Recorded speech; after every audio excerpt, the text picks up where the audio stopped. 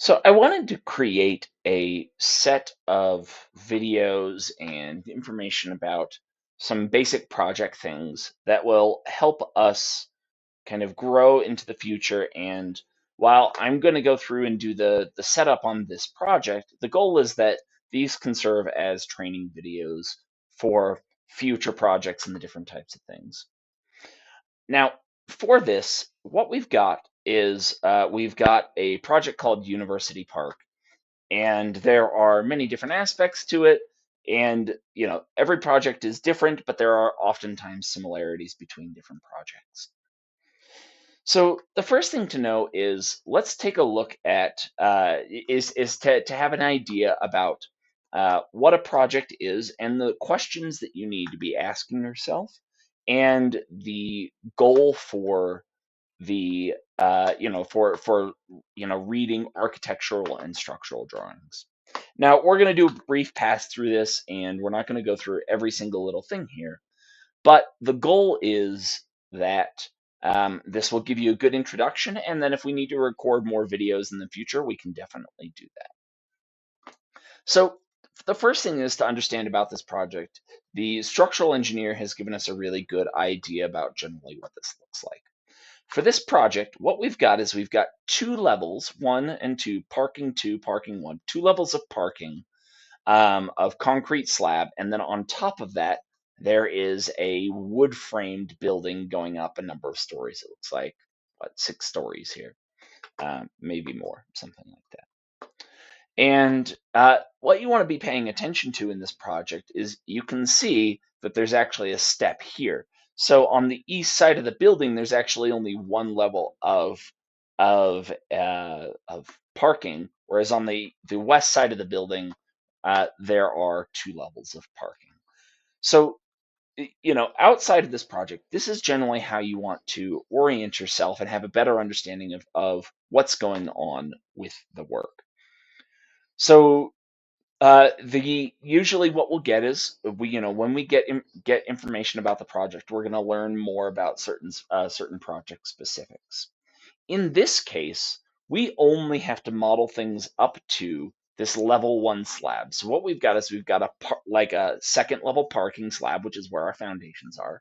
First level parking slab, which is kind of in the middle, except on the east side, like we talked about.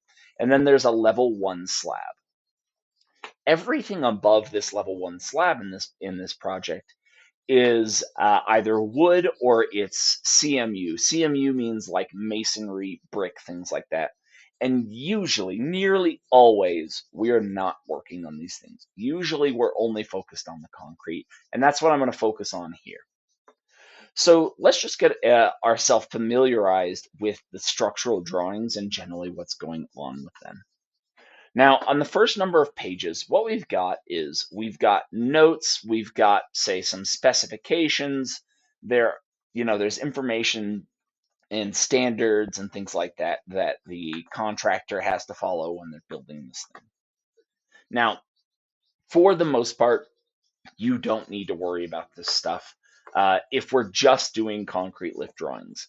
If we have things like uh, structural rebar that we're trying to include, that might be something if we need to look through this information. Again, that's something we can do at a later time when we have a project like that. If we have to do connections or find other information, or maybe we find some note that specifies something that you need to go to the general drawings, you can do that. But really, for the most part, there's not a whole lot of information that you need to worry about. The one thing that can be useful, especially for a project like this, is seeing your sheet list. And so what you'll see here is that, yes, you'll get information about your structural design criteria, structural notes on the S0 sheets, and then also on the S0 sheets, you're going to start getting foundation information. And then on these S100 sheets, you're getting more framing information about the plan. So what do the plans look like? Things like that. And that goes from both our foundations all the way up through those elevated concrete slabs, and then even through the upper levels that we don't really care about. But what you can see here is, like, we can see, okay, they've done S099 for level P2, S100 for level P1, S101 for level 1, and things like that. And then they start going 102 for level 2, level so on and so forth. Then we usually get what are called building elevations on our S200 sheets. And these tend to be either exterior elevations or internal elevations of either part of the building or the entirety of the building. Then on this, we've got S300 goes to our concrete details. Now, and sorry, something I didn't mention is that these are not necessarily like the standards that every structural engineer follows or anything like that. This is literally for this project. But what we want to see is the similarities here. We can see that there are all these S300 sheets, S301 to S324, and what's the consistent piece of information about them? They're all about concrete details. You can see here there's S400 sheets that say our masonry details. S500 goes to our steel, any sort of steel framing that goes in there, and then our S600 sheets are going for wood frame. So again, the key to remember is that there's certain characteristics about certain sheet sets that we want to pay attention to. And then we also want to be like, okay, well, maybe this is not useful information. I don't need to worry about this. Okay. So let's just go through those real quick. So we can see here on our S099, we've got an overall plan for our foundation at level P2. And then the way this comes together is that we get detailed information about how these plans are coming together, right? This, again, we're just trying to get general information, and then we go into the specific information on the plans for that. Same with S100. We've got an overall plan for S100 where there's the elevated slab on the west side, and then we've got slab on grade with the foundations on the east side, going through all of those sorts of things. And then as we go up the building, we can see, hey, there's information here about the level 1 slabs and information and foundations or whatever needs to go there. Not that we're going to go through in all of that detail. And then, of course, as we go up, we can see, oops, looks like I may have, yeah, and then as we go up, we can see that there's lots of information about the wood framing and stuff like that. You can kind of see stuff like this. This is not what a concrete plan would look like. This is something for steel or for wood framing or things like that. We can go through all of those. Next, we said, okay, let's take a look at these section cuts throughout the buildings. You can see these are elevated, or these are sections across the external elevation of everything here. And then, so those are S200 sheets. And then you might even have some little partial, like areas on the outside elevations. And then we start to get into our concrete details and things like that, which is where we're going to be focusing most of our time when we're looking at details and such. Again, S400 sheets look at masonry. Masonry always looks like these little blocks right here. So when you look at something quickly, you can be like, oh, that's masonry because it's that little block. S500, I think we said were steel details. You can especially see that when you see like things like this, where this is like an I-beam or what we call a wide flange beam. And you get bolts and stuff like that here. And then coming out to our wood, you can generally kind of see wood. It looks a lot like the steel, but oftentimes you might be noticing that there are wood planks or wood walls or pieces of information about that. And just over time, you'll just get used to seeing these sorts of things. There's no expectation that you're going to get it all right now, but that's what the structural drawings generally look like. And then we can also take a look at our architectural set, our architectural drawings and things like that. And again, there's a lot of similarities in these, but the architecture tends to have a lot more detail in here. Now, to be perfectly honest, there isn't as much of the architectural drawings that we care about. Now, there are parts of the architectural drawings that we really care about. So especially like if we're looking at the layout of these walls, there's information about these walls and so on and so forth that we really care about. elevations of slabs. And, it's going to depend on every project about what we care about, um, from the architectural drawings. But what you can see is if you start coming in through here, there's going to be lots of this information that really is just, some of this is relevant to us, but this is like, what's the finishing look like? Um, how do we, or, what is this one? This one is waterproofing, right? Do they need to put waterproofing down in every portion of this building? No. So here are the places that we need to do it. Honestly, this is stuff that I don't know very well, but it doesn't apply to the type of work that we're doing. Okay. Now, there are some of these things that will help us with better understanding the building, but I tend to try and focus on these sheets that make a bigger difference to us. You can see the layout, right?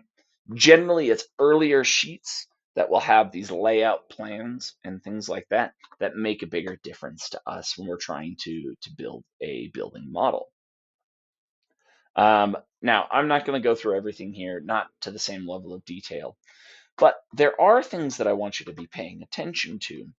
And especially, it's going to make a difference on the, certain things that we're going to be modeling because, you know, the architect is the one who sets the size of the stairs and the elevators. They're the ones who set the extents and the dimensions of the building. They're the ones who set the elevations and things like that. And we'll go through different aspects of it as we build out different portions of this building.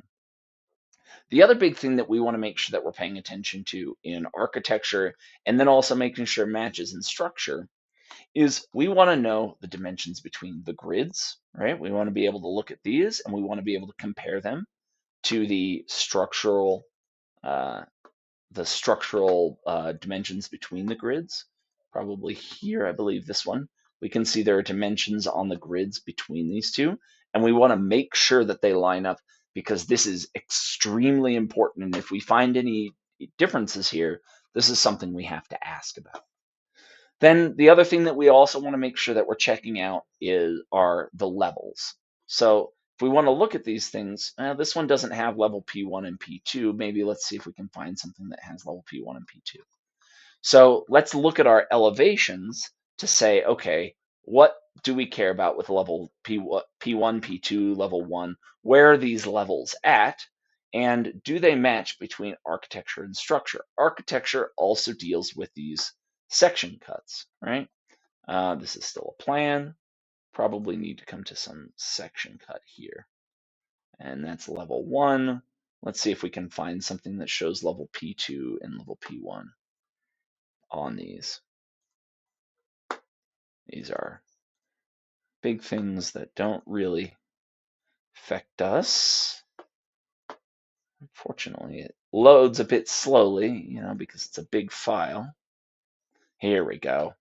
Now we can see, okay, let's compare the levels P2, P1, level 1. We don't care about the other upper ones just because we're not modeling there, but these are also the types of things that we need to look at.